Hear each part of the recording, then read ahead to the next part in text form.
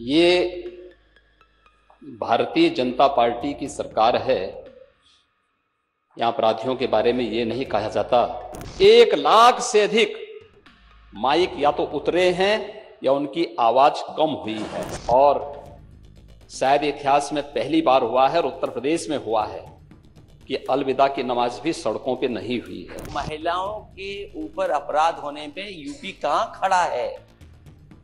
क्या मानिएगा? आज ये इस प्रश्न के ऊपर ठीक है, जीरो टॉलरेंस की बात करने वाली सरकार और जिस तरह घटनाएं हो रही हैं उत्तर प्रदेश में, कोई कल्पना नहीं कर सकता कि ये उत्तर प्रदेश वही है जहां पर जीरो टॉलरेंस की बात हो रही हो। जब कल मैडम गवर्नर यहां पर स्पीच दे रही थी, उसी दिन अखबार में, कल के ही अखबार में और परसों की घटना, जहां पर एक 19 साल की बेटी के साथ दुष्कर्म हुआ, और ये एक घटना नहीं है। अगर हम घटनाओं को देखें और आंकड़ों को देखें, मैं माननीय अध्यक्ष आपके माध्यम से सरकार से कहूंगा, कम से कम सरकार इस पर साफ कहे कि जो जीरो टॉलरेंस की बात कर रही हो और जो सबसे ज्यादा अपने आप को प्रचार में इस बात के लिए प्रचार कर रही हो कि वो सबसे ज्यादा संवेदनशील है महिलाओं को लेकर के, बेटियों को लेकर के, लड़कियों को लेकर के। लेकिन अगर हम देश के और उत्तर प्रदेश के आंकड़े देखें तो महिला अपराधों में यूपी सबसे आगे है। अगर ये आंकड़े सरकार नहीं मानती है तो सरकार ये बताए कि सरकार के पास जो सिस्टम है, डायल 100 जिसको डायल 112 कर दिया है, उसके आंकड़े क्या कहते हैं। 1090 जो बना था सुरक्षा के लिए, उसके आंकड़े क्या कहते हैं। और जो हर दिन हम अखबार खोल करके देखते हैं तो पाते हैं कि क्या गंभीर से गंभीर घटनाएं हो रही हैं। और अगर हम याद करें पीछे मुड़ करके, और अभी भी सरकार उतनी जितनी सेंसिटिव होनी चाहिए, जितनी सीरियस होनी चाहिए, अभी भी घटनाओं को लेकर सेंसिटिव नहीं है। इलाहाबाद में 22 अप्रैल को थाना भरभई में पूरा परिवार समाप्त कर दिया गया, पूरा का पूरा परिवार खत्म हो गया। उसके बाद जो जानकारियां आ रही हैं, अभी तक अपराधी नहीं पकड़े गए। और ये प्रयागराज की पहली घटना नहीं है, प्रयागराज में न जाने कितनी ऐसी घटना हुई हैं। आखिरकार सरकार क्या कर रही है? क्या थाने इसी तरह अराजकता के केंद्र बन जाएंगे? कल की घटना रामपुर की, जहां रूलिंग पार्टी के सदस्य थाने में जाकर के जिनके ऊपर जिम्मेदारी है कि कानून व्यवस्था को बेहतर करेंगे, उनकी पिटाई हो जाना, मारपीट होना उनके साथ थाने में, और रिवॉल्वर लगा देना। यह है जीरो टॉलरेंस की सरकार। और फिर माननीय मुख्यमंत्री जी जहां गए ललितपुर में, हालांकि मैं तो ये कहूंगा कि सदन के नेता सच बोलते हैं, और मुझे बड़ा अच्छा लगा जब आपने सच बोला। मैं उस मीटिंग में मौजूद नहीं था, लेकिन मैंने तो अखबारों के माध्यम से पढ़ा और जानकारी मुझे हासिल हुई। नेता सदन ने कहा, जब शिकायतें की गई सरकार की, अधिकारियों की शिकायतें जब हुई, तो नेता सदन ने कहा कि आप लोग दलाली छोड़ दो, अधिकारियों को मैं सुधार दूंगा। मैं अपने नेता सदन का बहुत धन्यवाद देता हूं। 5 साल तक दलाली चलती रही, नेता सदन को पता ही नहीं लगा।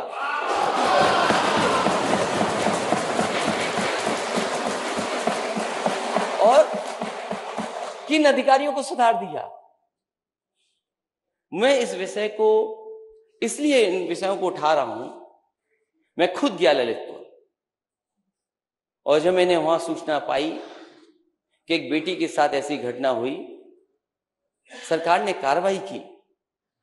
लेकिन क्या सरकार ये बताएगी कि घटना होने के बाद जीरो टॉलरेंस है?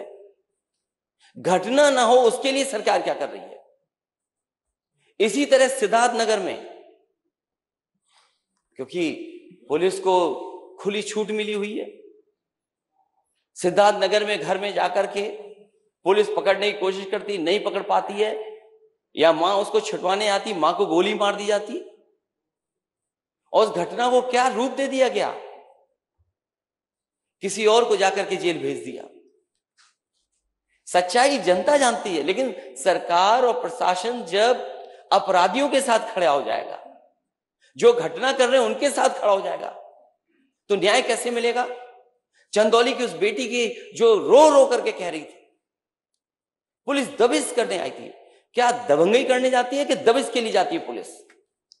उसकी व्यवस्था है, सिस्टम है। आप कैसे जाएंगे घर में? ये किसने छूट दी है? आप घर में घुस गए, बेटी को इतना पीटा कि जान चली गई उसकी। और ये बात मैं नहीं कहता हूं, और आज के जमाने में जब आप डिजिटलाइज कर रहे हो सब चीजों को, हर चीज को आप इंटरनेट से जोड़ रहे हैं, क्या आपने नहीं सुना? माननीय सदस्य जितने भी हैं सबने सुना होगा कि वो बहन क्या कह रही थी। उसकी बहन कह रही थी कि पुलिस ने इतना पीटा कि जान चली गई। उसके बाद पुलिस उसकी झूठी कहानी बनाने के लिए फांसी से लटकाना चाहती थी। ये घटनाएं होंगी उत्तर प्रदेश में, क्योंकि एक घटना नहीं है। मैं सूची पढ़ सकता हूं, लेकिन मैं सरकार से जानना चाहता हूं। सूची नहीं, हम 56 किसी एक विषय के ऊपर होता है, एक मैं सरकार से ये जानना चाहता हूं। आप अपना भाषण दो, मैं समझ गया। मैं देखिए आपका धन्यवाद देता हूं। हालांकि मैंने 3 घटनाएं बताई हैं जी। मैं नेता सदन जब मौजूद हैं तो मुझे कम से कम ये जानकारी दें कि क्या उत्तर प्रदेश में सबसे ज्यादा अपराध महिलाओं पे हो रहे हैं कि नहीं हो रहे, और डायल 112 और 1090 उसके आंकड़े क्या कहते हैं? क्योंकि ये सरकार नई नहीं है, ये कंटिन्यूटी की सरकार है। क्या सरकार ये स्वीकार करेगी पुलिस के लोग कहानी बदल देते हैं? क्या कहानी नहीं बदली जा रही है? मैं ये सरकार से जानना चाहता हूं, जीरो टॉलरेंस की पॉलिसी में कब महिलाओं पर घटना होना बंद होंगी? बहुत बहुत धन्यवाद दीजिए। ये भारतीय जनता पार्टी की सरकार है। यहां अपराधियों के बारे में ये नहीं कहा जाता कि लड़के हैं गलती कर देते हैं।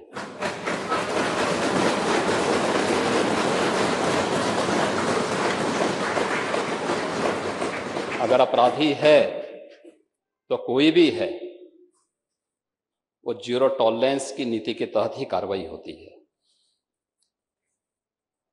और नेता प्रतिपक्ष इस बात को अच्छी तरह जानते भी हैं, समझते भी हैं, उन्होंने स्वीकार भी किया है कि कार्रवाई हुई भी है।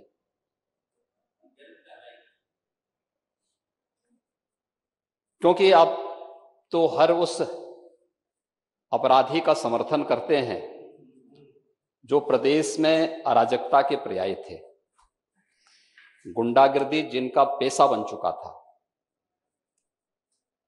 विगत 5 वर्ष के अंदर प्रदेश के अंदर कानून व्यवस्था और सुरक्षा के बेहतर माहौल ने ही इस सरकार को फिर से व्यापक जन समर्थन दिया।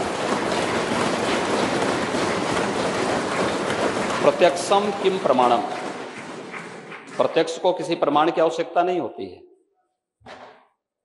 ये चुने गए माननीय सदस्य इस बात के प्रमाण हैं कि जनता ने इन्हें समर्थन दिया है, और आधी आबादी ने जिस भाव के साथ समर्थन दिया है वह अभिनंदनीय है। मैं उनको सैल्यूट करता हूं।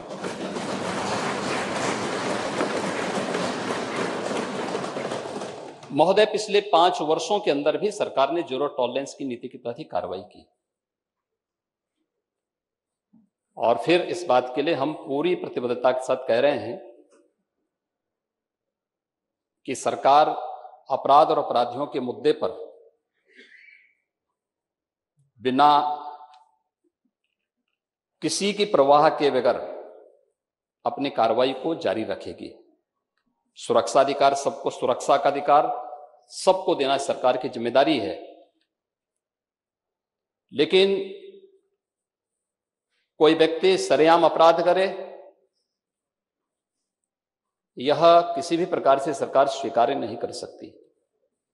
और खासतौर पर महिला संबंधी अपराधों को लेकर के एंटी रोमो स्क्वाड का गठन हमारी सरकार ने 2017 में आने के तत्काल बाद किया था। एंटी रोमियो स्क्वाड के गठन के साथ ही प्रदेश के अंदर 218 महिला संबंधी अपराधों को रोकने के लिए और पॉस्को कोर्ट की स्थापना भी सरकार ने किया। उस पर त्वरित कार्रवाई हुई। आंकड़ों के हिसाब से नहीं, अगर आप पूरे देश के अंदर घटित होने वाले मामलों की संख्या को अगर आप देखेंगे, 2012 से 17 के बीच में विभिन्न प्रकार के जो अपराध हुए हैं, चाहे वह हत्या से संबंधित हों, लूट से संबंधित हों, दुष्कर्म से संबंधित हों, महिला संबंधी अपराध हों, इनमें भारी गिरावट आई है। और कल हमारे प्रतिपक्ष के मित्र महामहिम राज्यपाल के भाषण को सुने होते तो बहुत सारी चीजें उनके सामने क्लियर हुई होती। बाकी जो कुछ बचेंगी अभिभाषण पर जवाब देंगे, उस समय आपको बहुत स्पष्ट रूप से बताएंगे कि अपराधों में कितनी गिरावट आई है। दूसरा, यह भी बहुत महत्वपूर्ण है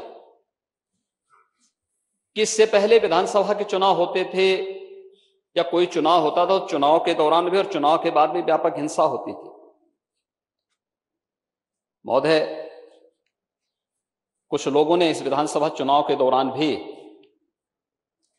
या चुनाव संपन्न हुए उसके बाद कुछ हरकत की थी, लेकिन उस हरकत को कुछ ही घंटों में हम लोगों ने कंट्रोल भी किया, यूपी पुलिस ने कंट्रोल भी किया है। बहुत सारे लोगों ने गर्मी दिखाने का प्रयास भी किया, तो गर्मी भी शांत हो रही है, बहुत अच्छे ढंग से हो रही है। मुझे याद है 2017 में जब हमारी सरकार का गठन हुआ था, तो उस समय आजमगढ़ में जहरीली शराब से कई मौतें हुई थी। और जहरीली शराब से कई मौतें होने के बाद हम लोगों ने जब उसकी तह में गए तो कौन वो व्यक्ति है? क्या यह सच नहीं था कि जहरीली शराब से निर्दोष लोगों को मारने वाला व्यक्ति समाजवादी पार्टी से जुड़ा हुआ था?